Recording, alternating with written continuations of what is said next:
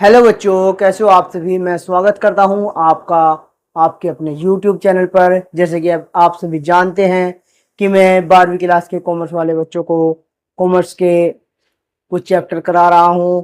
मैंने first chapter complete करा दिया है। आज जो है ये सेकंड चैप्टर शुरू होने वाला है। सेकंड चैप्टर का ये फर्स्ट पार्ट है, तो आप जो है सभी ध्यानपूर्वक इस पाठ को पढ़ेंगे। ये जो चैप्टर है ये बहुत ही ज़्यादा इम्पोर्टेंट है 12वीं क्लास के बोर्ड के क्लास के बच्चों के लिए। बोर्ड में इस चैप्टर में से ज़्यादातर क्वेश्चन पूछे जाते हैं। इस चैप्टर का नाम है साझेदारी फर्म का पुनर्गठन, यानी कि इसमें दिया गया है साझेदारों का प्रवेश। साझेदारी फर्म का पुनर्गठन, साझेदारों का प्रवेश। ये चैप्टर नंबर 2 है, लेखा शास्त्र का, अकाउंट्स का, कक्षा 12 के लिए। ये पार्ट 1 है। पार्ट 1 को ध्यानपूर्वक देखेंगे। इसमें मैं बेसिक चीज़ों के बारे में बताऊंगा। चलिए स्टार्ट करते हैं। चैप्टर नंबर 2, साझेदारी फर्म का पुनर्गठन, यानी कि साझेदार का प्रवेश। देखते हैं साझेदारी फर्म का पुनर्गठन क्या होता है। जैसे कि मैं आपको बता चुका हूं कि साझेदारी दो या दो से अधिक व्यक्ति मिलकर जो किसी व्यापार को करते हैं तो उसे साझेदारी कहा जाता है। तो उसके साझेदारी में जो प्रॉफिट होता है वो सभी साझेदार डिस्ट्रीब्यूट करते हैं, ठीक है, उसे साझेदारी कहा जाता है। तो साझेदारी फर्म का पुनर्गठन, साझेदारी एक फर्म होती है, उसका पुनर्गठन, कभी कभी पुनर्गठन करना जरूरी हो जाता है। जैसे कि कोई साझेदार नया आता है या कोई छोड़कर जाता है, या जो पुराने साझेदार हैं वो अपने लाभ का विभाजन अलग अलग कर देते हैं, तो इसलिए इसका पुनर्गठन हो जाता है। चलिए देखते हैं साझेदारी फर्म का पुनर्गठन। साझेदारी समझौते में किसी प्रकार का परिवर्तन होने की स्थिति में, साझेदारी समझौते में किसी प्रकार का परिवर्तन होने की स्थिति में विद्यमान समझौता समाप्त हो जाता है। यानी कि साझेदारी में क्या होता है, समझौता होता है। समझौते के अनुसार साझेदारी चलती है, चाहे वह लिखित में हो या मौखिक में हो, तो समझौता ही। तो उस साझेदारी समझौते में किसी प्रकार का परिवर्तन होने की स्थिति में विद्यमान समझौता समाप्त हो जाता है। यानी कि साझेदारी चल रही है, उसमें कोई परिवर्तन हो गया है, तो जो साझेदारी समझौता है ना, उसमें वो समाप्त हो जाता है और पुनः एक नया समझौता किया जाता है।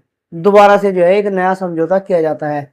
समझौते में परिवर्तन होने के कारण, समझौते में परिवर्तन होने के कारण साझेदारों के आपसी संबंधों में होने वाले किसी भी परिवर्तन को ही साझेदारी फर्म का पुनर्गठन कहा जाता है। यानी कि दोबारा से समझौता स्टार्ट हुआ है, तो सब समझौते में परिवर्तन हो गया है और आपसी संबंध में कुछ चेंज आए हैं, तो इस परिवर्तन, ये जो परिवर्तन आए हैं, चेंज आए हैं, जो चेंज आए हैं, इन्हें साझेदारी फर्म का पुनर्गठन कहा जाता है। यानी कि दोबारा से साझेदारी का पुनर्गठन होता है, उसे साझेदारी फर्म का पुनर्गठन कहा जाता है, ठीक है।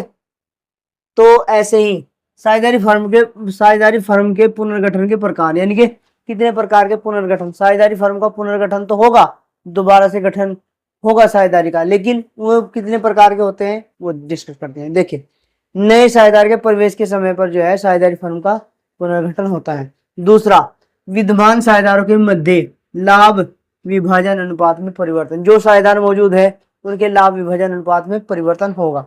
एक, विद्यमान साझेदारों की सेवानिवृत्ति। सेवानिवृत्ति का मतलब है कोई साझेदार जो है रिटायरमेंट ले लेता है, छोड़ देता है पार्टनरशिप को, तो वो भी पुनर्गठन किया जाता है, परिवर्तन उसमें भी होता है। साझेदार की मृत्यु, कभी कभी क्या होता है, साझेदारी फर्म चल रही है लेकिन कोई साझेदार की मृत्यु हो जाती है तो भी पुनर्गठन हो जाता है।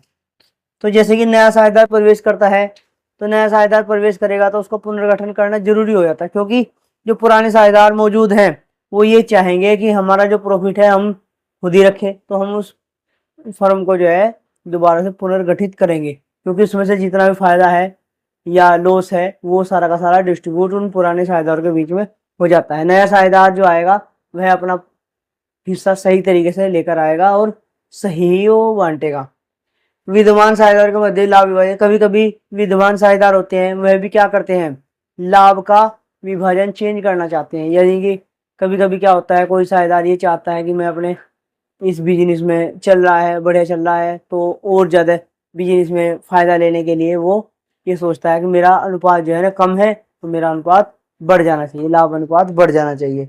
विद्यमान साझेदार की सेवानिवृत्ति, कभी कभी साझेदार जो है ये सोचता है कि मैं, मेरा टाइम जो है अब इसमें नहीं रहा है, या मैं कोई दूसरा बिजनेस करूंगा, या मैं इस बिजनेस को नहीं करना चाहता है, या उसका टाइम पूरा हो चुका है, एक साल का टाइम दिया है, साल पूरा हो चुका है, तो वो चाहता है अब मुझे सेवानिवृत्त हो जाना चाहिए।